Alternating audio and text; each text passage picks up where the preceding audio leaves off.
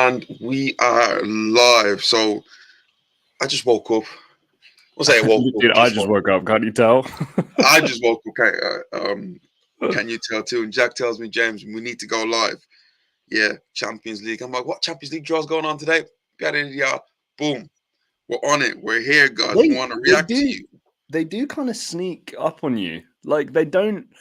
Like, to me, it's quite a big event. I think it's like a really cool, fun event. I mean, obviously, you don't know who's going to win or who's going to progress. But I mean, James, like, two of these fixtures in particular, you're like, oh my, like, it's huge, huge news. Apart from when the games themselves actually happen, I think they need to make it kind of a bigger thing. Like, I know obviously there's time differences and stuff, but for me, this should be like an 8 p.m. BT Sport, Sky Sports. Do you know what I mean? It should be a big, big event that people need to be aware. Because, you know, James, everybody's at work. It's Monday. It's 11 a.m. It's the middle of the day. Like, you know, people. I think people would love to watch it live, but like having a beer or with friends. You know, you could make a real event out of it, can't you? You can, Jack. But you mentioned the ties that have just come up here, Jack. Well, I was going to say we can just go down one by one, but like the one I want to talk to you about the most is, like, first of all, I guess for people watching who are maybe going to get to this late, RB Leipzig versus Manchester City, Club Brugge versus Benfica, Liverpool versus Real Madrid, repeat of last year's final in the first round of the knockouts, Eintracht Frankfurt against Napoli, Borussia Dortmund versus Chelsea, Internazionale versus Porto, Paris Saint-Germain versus Bayern Munich. And James, that's the one I want to talk to you about most. I'm sure some people are going to be like, Liverpool, Real Madrid, you're going to repeat the final.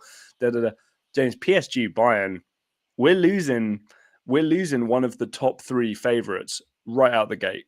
Right out the gate. That's what happens when you don't finish top your group, Jack. And James, I just finished editing, and for anybody watching, I just finished editing our video where we reacted to the group stages, and that'll be up hopefully later on today. We reviewed that PSG Benfica one, and James, I think you had it right. Whoever scored the most away goals ended up going through. Wow. So in this situation, Paris Saint-Germain could have had Club Brugge, James. But because they finished second in the group, they have Bayern Munich. Listen, PSG always make it hard for themselves, and they're going to have to do it again. I don't think this Bayern team are as swashbuckling of years gone by, Jack. Right. It's going to be interesting to see how they cope in this situation. But if you're both teams, you're unhappy about the draw. PSG don't want to pay Bayern. Bayern don't want to pay PSG. But somebody has to go in this situation. To me, the World Cup is now massive. Massive. Let's see how PSG come back from it. I'm talking about players like Neymar, Mbappe, Messi. Are these guys? Because majority of these players are going to go to the latter stages. You know, all this sort of stuff you have to take into consideration there. Yep. So the World Cup will play a big part in it. But as of now, Jack, who do you have as favourites going into the game? I got to take Bayern Munich. PSG have more talent. I think, generally speaking, at their best, PSG are better than Bayern Munich. But I can't go against the well-oiled machine in Germany. I just can't, especially with, you know, Paris Saint-Germain and the way in which they operate. And, you know, James, I'm going to have to Google this, but Lorient, I think that was 1-1 for large parts of the game. I don't know whether they went on to win that game 2-1 or not. But again, there's a game like your PSG. You know, like James, the example I give is, if a team like Lorient were in the Premier League, they'd be relegated in their first season. Like, it wouldn't be close. You know what I mean? And Paris Saint-Germain, they're easily there's the biggest gap between them and the quality of the rest of their league than there is in any other league. And they need to show that on a week-to-week basis. And the quality in which they do have, if they set these kind of high standards for themselves and they commit to it, they'll, I think, do better and better. I just don't back them in these kinds of things, especially across two legs. I don't know. I'm still waiting to be proven, James. But you also know who do I usually pick as my winners pre-tournament most years? I pick Bayern Munich and I get burned, don't I? I've kind of learned my lesson. I'm definitely on the Real Madrid bandwagon nowadays, but maybe Bayern are going to burn me again this time. And again, it sounds silly because every single time you bet against Lionel Messi, Neymar, Kylian Mbappe, you sound like such a clown when they inevitably win. But then, more often than not, you're proven right, aren't you? They don't get through at crunch time. They don't, that this is a team that should be in and around the finals and semi-finals every single year. Last year, I think it was an anomaly. Everybody got burnt by Real Madrid, Jack. It was just Real Madrid's year. Right. Let's see what they're like this year. Again, they don't make it easy for themselves, Jack. They should be going against Club Brugge. The fact that they've drawn Bayern Munich just lets you know this is going to be one hell of a run for them to get it. But Jack, can we just kind of go through each game and just talk about it? How are you feeling? You want to start at the top and just kind of head down? Let's go. RB Leipzig versus Manchester City. I'll kind of come to you first on this one. I mean, my initial thought is RB Leipzig, see you later. Thanks for coming. You're against Manchester City. You're against Pep Guardiola. Maybe it'll be close. I expect them to score a couple goals. I think it'll be a tough matchup, but I expect Man City to go through reasonably comfortably. I don't know if you share those thoughts or not. I think RB Leipzig have direct players that can hurt Man City, like Timo Werner. What's the attacking midfielder's name again? Oh, and Christopher Nkunku. Christopher Nkunku, players who can really be direct and hurt Manchester City, and that might be something that Guardiola might take into consideration. But Jack, you look at Man City's recent history in the Champions League. As much as we say they don't have the pedigree, they've had a semi-final, final, semi-final, or quarterfinal. I think the third one was a quarterfinal. But they've always gone to the latter stages. These sort of teams here, I tend to be like meat and drink for Manchester City. So I have the same thing as always when I'm betting against. I'm betting in a Manchester City tie. I got Manchester City going through here. Secondly, German team, Erling Haaland. You know how we feast against German teams. Yeah, just Manchester City win. Yeah, I mean, it comes across as though they're gonna, really dominate against a team that, let's be honest, they should dominate against. I don't think there's anything wrong with saying that. I don't think we're being disrespectful or anything of that nature.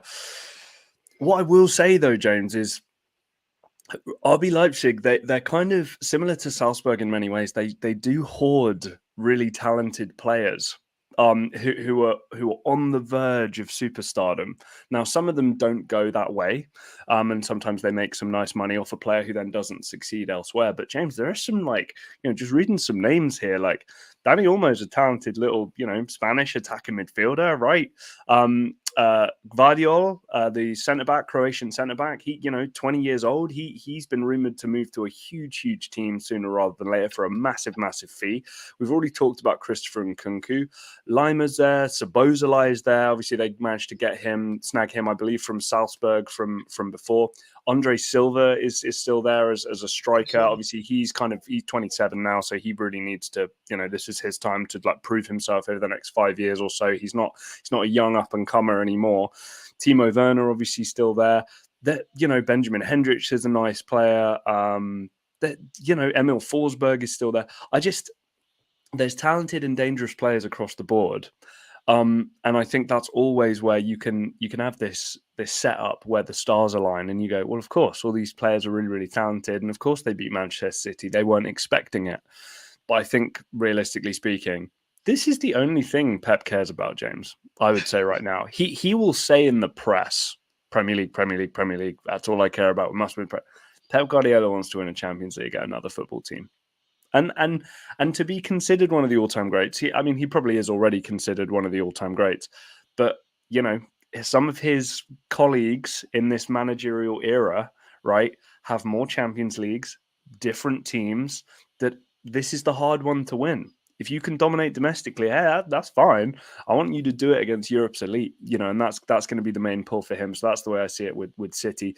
Bruges, Benfica.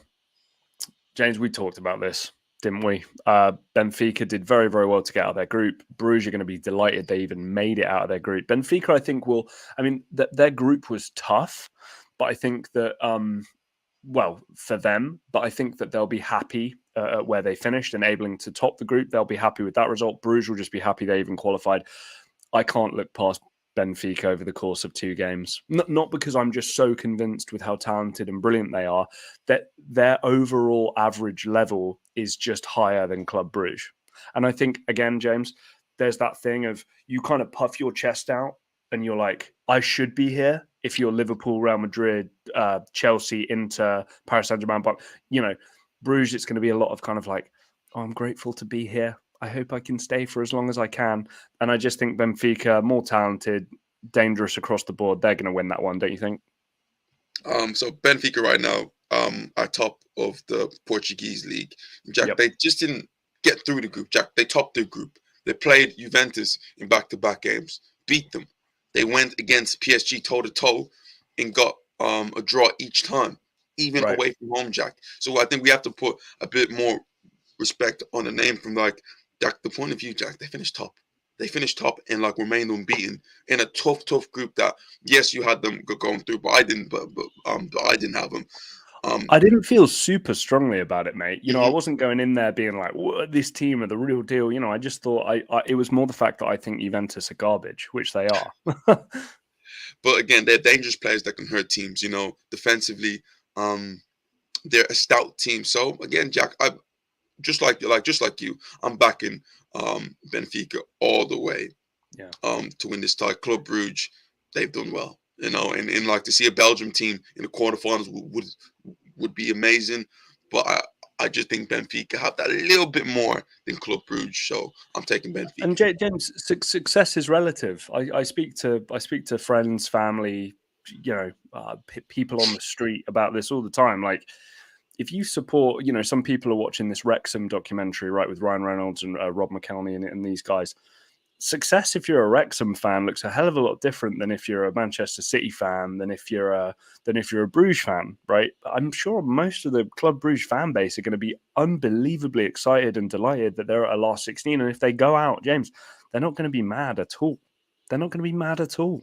This is kind of the level they're at. They're living their dream. Real Madrid, Sammys of the world aren't happy, right, with where they want to be in the finals and winning the thing. Bruges are going to be delighted to be where they are.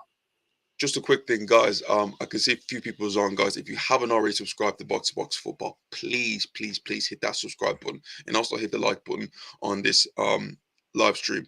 But Jack, let's move on to the next game. Yep, absolutely, James. And it gets no bigger than this, especially at the moment. Liverpool, Real Madrid, repeat of the final from the year before. James, it's what I think is so interesting is 2 very, very different looking football teams, right? This is not the same teams that were in the final. This is going to be 2 different kind of propositions. Managers are the same. Some of the key components obviously still remain the same, but this is, largely speaking, this is 2 quite different football teams coming against each other. We know what Liverpool have been doing in the league. We know it's not been the most pretty thing in the world. I rule out is a bit strong, but I feel reasonably comfortable now ruling out Liverpool to win the title. Top 4, Liverpool can get hot and make top 4. I have no doubt about that. I'm not going to rule them out, but not been a successful year thus far for Liverpool. Real Madrid, looking good, going strong. This is my pick for winning the whole thing in the Champions League. What's your initial reaction when you saw this draw? Are Real Madrid in trouble? Are Liverpool in trouble? How do you see this one going? Again, both teams don't want to draw each other. But if you're Real Madrid, Jack, especially the gauntlet that you went through last season, you don't care who you bring them on. Right. Bring them on. And if it's Real Madrid, they got PSG last year. It is what it is. They don't mind. I think if you're Liverpool, you're like, okay, let's get something decent. Yes, we did finish second, but can we get somebody else? Maybe like a Napoli to a certain point. Even to a certain point of Bayern Munich. You want a Porto, but the fact that you get the defending champions, it doesn't get any harder than that. Let's see what team is really up for. When I think about it, I take it back to Jurgen Klopp's quote last year after the Champions League final. He goes, "Book the ticket." Yeah, if you beat Real Madrid, there's definitely a chance that every Liverpool fan should be booking the tickets for the final. But as I feel right now, based on everything, Liverpool have been really good in the Champions League this season. But based on everything that I've gone from this season, Jack, I have Real Madrid winning this game. This team don't need to play well. All they need is moments. You know, they can be 1-0 down, 2-0 down. You're still going to believe that they're going to come back. This is just what they've been able to build. I feel like this Real Madrid aura was always there, but Real Madrid have become this mystical team in the last 6-7 years with the 3P and what they done last season. It's almost like, listen, when it comes to Europe, nobody can touch us, and it's going to be hard for any team to come close to them this season. Yeah, and James, you know, I think the one thing that I'm sure will be talked about more. Where's that second leg being played? This is Liverpool. This is Europe. Right? Jack, what have you and I talked about for years? You and I have talked about this for years, and I don't think we're like the most insightful people ever for bringing this up, but you and I both know second leg, Anfield, good night. Liverpool going through. Forget about it. They're going to do it. Second leg for this one. It's going to be at the Bernabeu. And again, Liverpool is just another kind of damaging thing. In that first leg, can they win 3-1, 2-0? Can they do something that means, look, when we go to the Bernabeu, we can hold on, or we can sneak a goal and 1-1, 2-1, and we can just get by? I don't think so. I think this really hurts Liverpool that they're playing at Anfield first. Oh, Jack, I feel like it goes flip side. You know, you look at Real Madrid's 3 knockout stage games last season. Each second leg, Jack, was at the Bernabeu, and we seen what they were able to do in that situation once the game was even. As long as the game was alive enough, Real Madrid believed that there was something going to happen, and something did happen every single time. So that is, to me, a massive, massive, massive coup. You know, they did go against each other a few years ago in the COVID season where Real Madrid won 3-1 in their training ground. So it wasn't the Bernabeu. Then they went to Anfield and were able to get a 0-0 draw and take themselves through. The fact that the fans are back in the stadium and we know how powerful that Santiago Bernabeu is, that's another thing. This is like, oof, Liverpool. This is going to be a tough one. Yeah, for sure. And I'm back in Real Madrid. Like, again, guys, we need to give Liverpool their credit. Like, this is not going to be easy by any stretch. Liverpool are going to have to play very, very well, but I think they have the players, the squad, the football manager to be able to get it done. Eintracht Frankfurt versus Napoli, a little bit less glamorous. But, James, I mean, you and I both have been very impressed with this Napoli team. That, you know, they're awkward, very awkward to play against. I think a lot of the time you don't really know what you're going to get from them from certain parts of the game, because maybe, you know, especially a team like Eintracht Frankfurt, they're not paying too much attention to what Luciano Spalletti is doing over in Naples, right? So it's going to be tough to watch from that point. But James, Eintracht Frankfurt are a talented little team as well. You know, this is a team that's largely overperformed over the last 3-4 years or so, and they're going to be dangerous. At Frankfurt first, the way Napoli did in the group stages, I mean, are we back in Napoli here, or do you think Frankfurt can cause them some problems? I got to back Napoli, but the one thing, Jack, about Frankfurt is that, yeah, they haven't been incredible in the league, but in Europe in the past few seasons, my goodness gracious me, Jack, you know, winning the Europa League, yeah, they were a bit fortunate against Rangers, but they got the job done. And with their backs against the wall, Jack, I think there was a time that they were almost bottom of the group in the Champions League in the final game. The fact that they finished second lets me know that the mentality of this team is like a never say die. So the attitude there, and to be resolute over a two-legged affair is going to be something that they're able to do, because, Jack, they've shown that they've been unbeaten in the last like 4 or 5 knockout stage games in Europe, because last season they went all the way in the Champions League. So they do have that mentality over 2 legs. But this Napoli team, Jack, is fantastic. It really is fantastic what they've been able to do with the recruitment, bringing in the sort of players that they've been able to bring in. Jack, not only that, is like, yes, they brought in players, and people may look at the fixtures and go, oh, who they play? Jack, they're beating Juventus, they're beating Roma. Yeah, they played Liverpool in Naples, smacked them up. Yeah, Liverpool end up getting like a few late goals in Anfield in a game that they didn't really need to win. So it wasn't like a must for them. But the fact that they've been able to play like this and beat the team that they've been able to play against, I got Napoli. Yeah, I do too. Eintracht Frankfurt, I think, again, are a team that are going to be overperform what they should do. You know, it's relatively speaking, it's like a young team. Average age of the squad, I think, is around like 24. So, you know, there's some real young players there that are involved there. But yeah, Napoli, like I say, Victor Osimhen is He's so dynamic and awkward and horrible to play against. I think that any time that, you know, I recently watched the Overlap episode from Gary Neville where he talks to Virgil van Dijk, and Virgil van Dijk talked about the players that he finds hard to play against, and his number one pick, James, was Olivier Giroud. And the reason for that is, and a lot of the times you'll see this a lot. Gary Neville even talked about it. His hardest time that he had a problem with somebody was when he went to Fulham and he went against Louis Saha. A lot of the time, it's not always who you think it is. It's going to be this kind of like dangerous player to come up against. And Osimhen, it's the same kind of thing. He's not the most clinical finisher in the world. He's not the best dribbler. He's not this, he's not that. But he's awkward to play against. You have your hands full for 90 minutes. And if he gets enough chances, he will score because he's going to craft himself chances and he's going to get on the end of other people's chances. It's why I think he's such a talented player and why I think a move for him to the Premier League, some team's going to get super lucky with him because he is an absolute terror.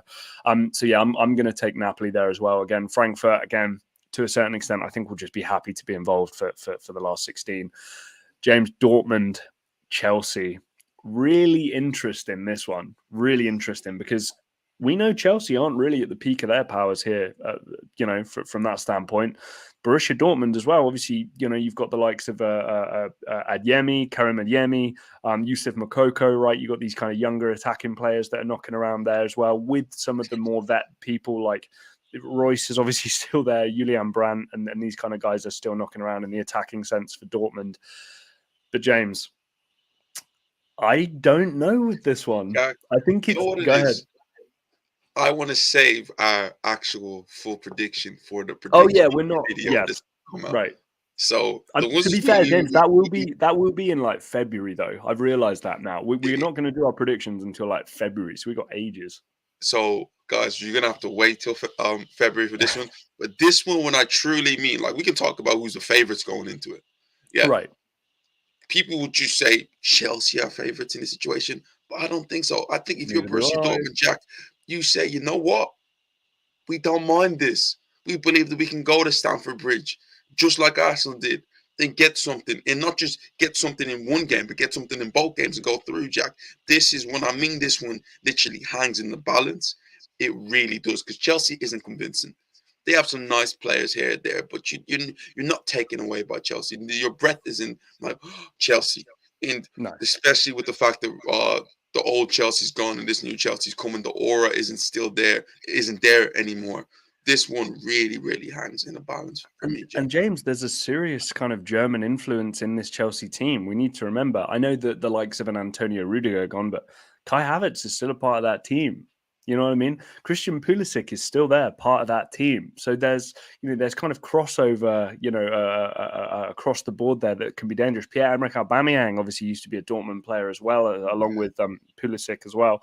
So I think it's a fascinating matchup. I think we'll see what happens. I think that Graham Potter, a lot of his stuff is inspired by that kind of Central European, German style of football in and of itself. So I think the matchup is fascinating, and I'm not going to be able to pick a winner just yet. I'm just saying I don't think it's as clearly Chelsea as maybe some people would make out.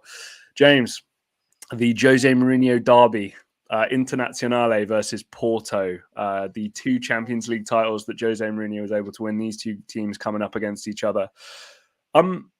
Similarly to like games we've talked about before, I don't know if Inter are just going to dominate Porto. I think this will be a lot closer than it may come across. You know, Inter are not at the peak of their powers like they once were in recent memory. And Porto, I think, are a plucky team and are always going to have talented, dangerous players. James, what's your review on this game, preview of this game? I think this is the first time Inter have been in the last 16 since forever. Since 2011. Right. Don't fully quote me on that, but the last few years, Jack, they haven't made it through the group stages. And the fact that they're here right now, fair play to them, especially with the group that they were in. Porto, Jack, on the other hand, you can't take them lightly. You know what they've like what they were able to do, finish top of the group. And yeah, you look at the favorite team and you think it's going to be straightforward. This is another one that if you're a Porto, you're like, we can definitely get at this team. Right. You know, Inter, they don't have the same, like the Antonio Conte Inter Milan isn't quite there anymore. And you look at how they've been faring in the league, Jack. It hasn't been outstanding. You No. know, they haven't been playing great. They went against Juventus, who haven't been great this season, lost 2-0. Right. And if you're Porto, you're second in the table right now. Decent amount, 6 points off Benfica, who've been flying this season. But against this Inter Milan team, Jack, this is one that they're going to believe that they can go in there and beat Inter Milan over 2 legs. Well, and James, I think you touched on it there. You know, Inter Milan are behind Roma. Roma are doing okay, but Roma aren't doing great. Could have really done with beating Lazio without Milinkovic, Savic, and Ciro Immobile, which we failed to do. That's always cool. Really enjoyed my day yesterday, as I'm sure you guys can tell. But I loved my day. Come on, Hassan. Dude, I did. I was steaming mad yesterday. But Inter, you know, you look at the kind of wins and losses and stuff. James, there's no draws this year. It's 8 wins and it's 5 losses. 5. You know, that doesn't make for pretty reading. A lot of the time in these European kinds of competitions as well, it's winning one game, maybe a home game, and it's drawing your away game. That's usually how this kind of thing happens. Because more often than not, if it's a victor and a victor on each side of the game, it's going to go to extra time. It's going to go to penalties. You know, the results kind of copy each other, usually on both sides. A lot of European football, knockout 2-leg football, is stopping one team where they can kind of do their damage and then being able to do the damage when you get the opportunity. I don't see Inter as that kind of team. I don't think Inter can go to Portugal and get a result. I think Porto can come to the San Siro and get a result. So, well, I think you can already tell which way I'm leaning on that one. I mean, guys, we're months away from these games, so trust me, don't take anything. World Cup also plays a big part in the absolutely in that, guys. And James as well. You know, these games are being played in February, and you know there's a January transfer window. Now, some of these guys will be cup tied, obviously, for European Cup competition. Jack, so it's not cup going to ties no more. No cup ties more. I didn't know. When was that? Was that this past summer? Or was it? Was it ages ago? Yeah, I could have sworn we still had European Cup. Anyway, but yeah, January transfer window, and again, anything can happen there. Big players can leave, but also big players can come in as well. So it will totally change the matchup. James, Paris Saint-Germain, Bayern Munich. We touched on it briefly just because I was a little too excited. I just wanted to get right into it. What's the preview of this game for you? I mean, both teams are going to, Bayern Munich are going to look at their 6 played, 6 wins, loads of goals, not many goals conceded, and think, how the hell did we get Paris Saint-Germain? We're the best performing group, but best performing football team in the whole of the group stages, and we get Paris Saint-Germain. They're going to feel really hard done by. Paris Saint-Germain, again, kind of deserve it. They should have won that group pretty convincingly, and they did not. So they kind of deserve their matchup. But poor old Bayern Munich, I can't help but feel like Bayern will want to look at a slightly easier option there in the round of 16. I think the way both teams are, I'm expecting it to be an attacking feast where both teams go at it. You know, Bayern may be a bit more put their foot on the brake, but you know what PSG have to offer. We know what Bayern Munich have to offer. Going forward, the biggest thing to me is like what team can kind of be more resolute defensively, and maybe Bayern might edge that a little bit more than PSG, because PSG's team defensively tends to be wanting. But if Bayern do play on the halfway, do press, do ask the defenders to play at the center of the park, then it becomes a stretch game, and PSG can stretch teams, especially with Kylian Mbappe. We've seen Jack the pacing. Jack, we've seen him hurt Bayern Munich in previous occasions, and that to me is going to be a big thing. You know, if they do set up the normal Bayern Munich way, PSG can really, really get at that side. You can, as you can see by that, just that little tactical tweak right there, you can see where I'm kind of leaning towards. But just PSG, just Jack, this divine intervention can happen again, and they could do something crazy. It's just, I don't know. I find it hard to bet for PSG, especially in the Champions League. Well, the one thing I'll say where PSG are a slightly different proposition, I'm yet to see it, but my theory would have been that they're going to be a different proposition in midfield. That would have been my initial theory, and I'll kind of try and explain that point why here a little bit. Marco Verratti's still there. He's one of the best in the world. There's been a top 10 central midfielder in world football for the best part of a decade. Guy's been incredible for a really, really, really long time. Add in somebody like Fabian Ruiz, right? Somebody who can control a bit of tempo, dictate a little bit better, do that kind of thing, can put in the hard yards as well. Vitinha comes in, the Portuguese central midfielder as well. Not too much known about him, but he comes in for a good fee. Lots of other clubs wanted him as well. So you'd imagine there's some consensus within the scouting world and the analysis world that he's a good pickup. Carlos Soler comes in. Renato Sanchez comes in. James, there was a real... Danilo Pereira is still there as well, but there was a real kind of, focus on, Idrissa Gueye leaves, right? Ander Herrera, I believe leaves. Who else am I missing? I'm missing a couple of other people, but there was quite a big turnover in the central midfield position for this Paris Saint-Germain. Who was the other one? Angel Di Maria left. Di Maria leaves, right? He sometimes plays a little deeper, but yeah, with the likes of Renato Sanchez, Vitinha, Fabian Ruiz. Players left the Juventus. I can't remember. Sorry, carry on. But there was this real kind of commitment to, we need to change this midfield. We're going to let those front three guys do whatever they want, but the rest of us need to be in a better position to be able to control games, dominate games, and play the position properly, play the central midfield position properly. That's not a worry I have with Bayern Munich. It's not with the talent that they have in the central areas. That's not something that's going to shock me at all. That they kind of dominate games, do well, do the right things, make good decisions. It's the one area where I think we might see a little bit less of a frenetic Paris Saint-Germain. We might see some tighter games. You mentioned there might be free-flowing open scoring.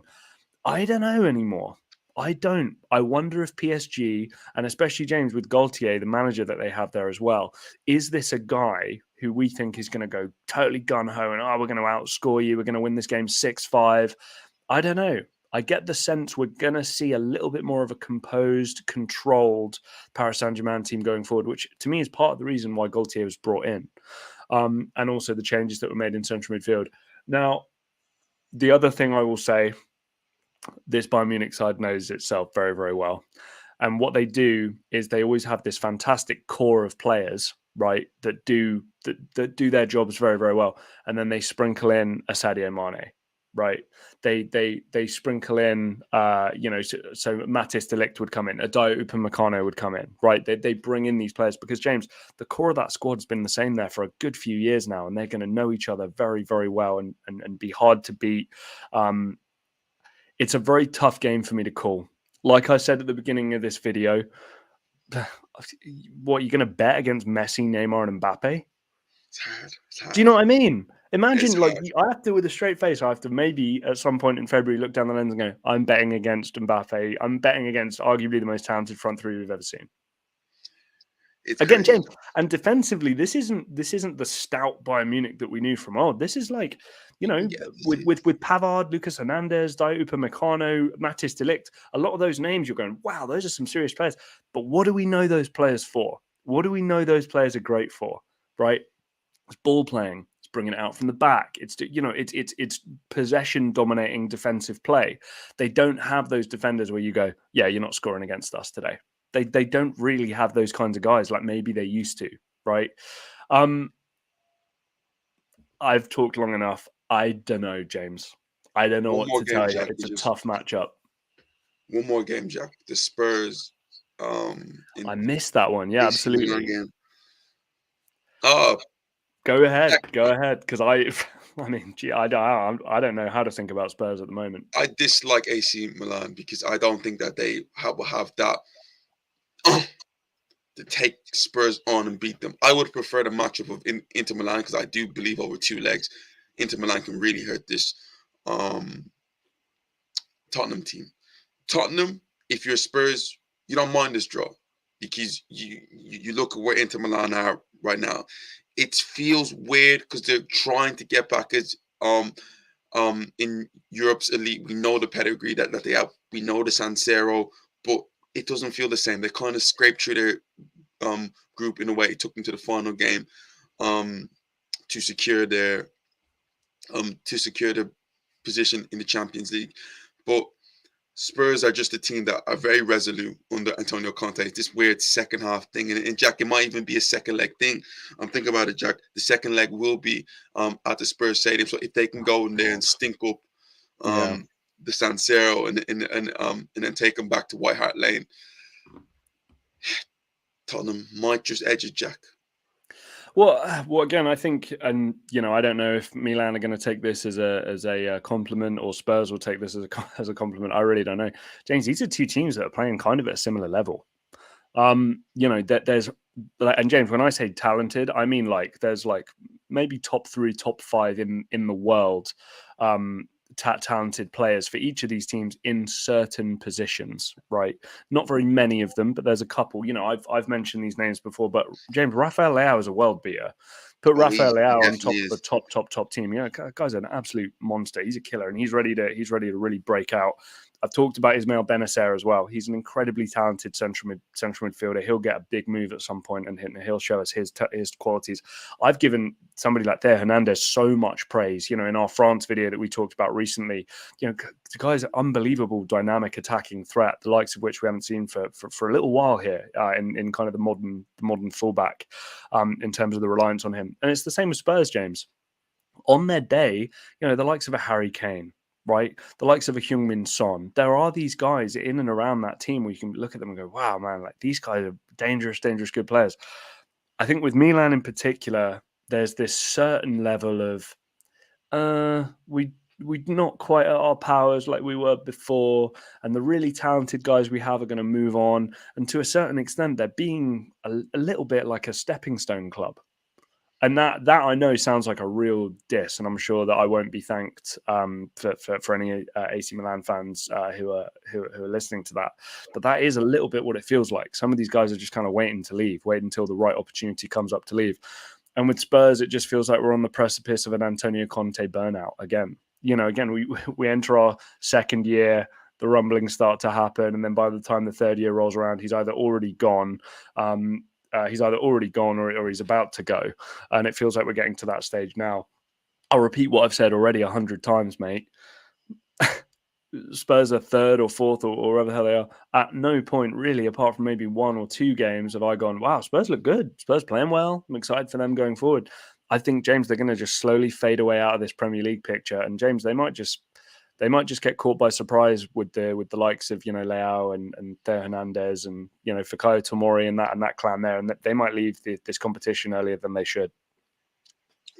Listen, 100%. This one is a one. It's a weird one for me because both sides, Jack, to both sides, they don't tickle my feathers as much. No. Tottenham this year, we know the attacking talent they have. AC Milan, they got some really, really talented players, but I just feel like, yes, they're more living off their name or compared to what they are right now as a team. So again, that's another tough one. Brahim Diaz is not Kaká as much as we want to try and make sure that he is. Anyway, Rafael Leao is not prime Robinho, but yeah, he could be. You never know. He's a good player. Look, James, I think we'll kind of call it there, guys. James and I have got our reaction to the group stage and also how we did in our predictions on that as well, coming out shortly. This one, you're going to have to wait a little longer. There is absolutely no way on the 7th of November I am going to pick these games that will be happening in February of next year after a World Cup and a January transfer window. So you're going to have to be a little more patient for these knockout games and our predictions on that. Guys, drop it in the comments. What do you think of these matchups? I mean, 2 stick out like sore thumbs: Liverpool, Real Madrid, PSG, Bayern Munich.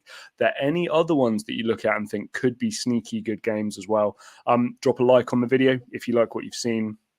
Subscribe, please hit that subscribe button. James and I are trying to get to 1,000. Obviously we're coming at you, trying to hit you with consistent content, a few videos a week here and there. James, anything else from you, mate? Guys, like, share, and subscribe. Thank you if you've joined the stream. If you haven't already subscribed, guys, join us in this road to 1,000. Just join the family of Box to Box football. Get ready for more Champions League content. World Cup content's definitely coming. You might have to react to all the squads coming out. But guys, me and Jack are going to leave you right now. This is Box to Box football. Thanks for watching, and we will see you guys